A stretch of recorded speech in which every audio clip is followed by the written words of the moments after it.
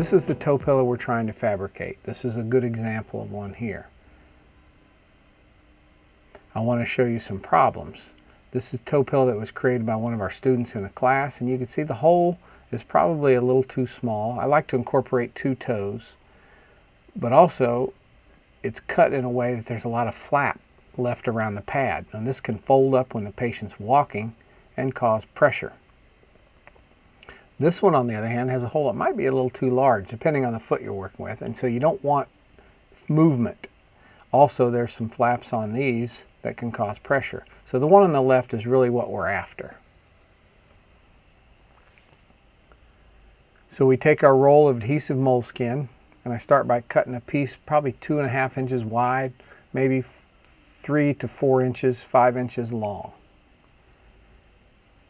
And we're going to take the adhesive cover off and place this with the adhesive side up just on the table.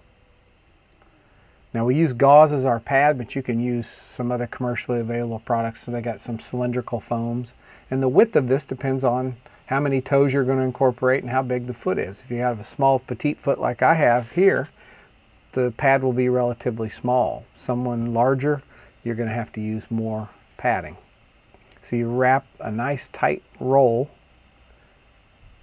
place that in the center of your adhesive moleskin, and then you're going to reflect the piece back on itself so that it sticks together.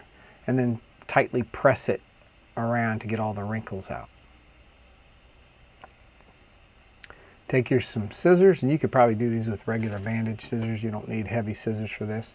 And we're going to cut out a little half moon shape, getting as close to that pad as we can without actually cutting into the pad. Now to cut the hole, we're just going to fold the pillow, that little tab on the pillow. And again, we're going to cut a little half moon shape here as close to the pad as we can without cutting into it.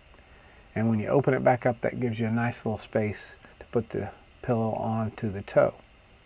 As I said, I'm going to incorporate 2 toes because I like to share the pressure. Even though most of the callus is on that 3rd toe, we're going to put the 2nd toe onto there as well. You want this to be snug. You do not want it tight, cutting off the circulation, but you want it to be snug so it won't move. And I kind of just press that underneath in place. And one thing I like to do is I like to tape it down. That way it won't move around in the shoe and cause a problem. And so again, you want this to be snug but not too tight. And you can see when she stands up, she's not getting any pressure on the distal ends of those toes. And so this toe pillow is something that very quick, very easy, very inexpensive, and good for people with problems with the distal ends of the toes. It's something very simple you can make with a little practice and get some significant pressure relief for your patient.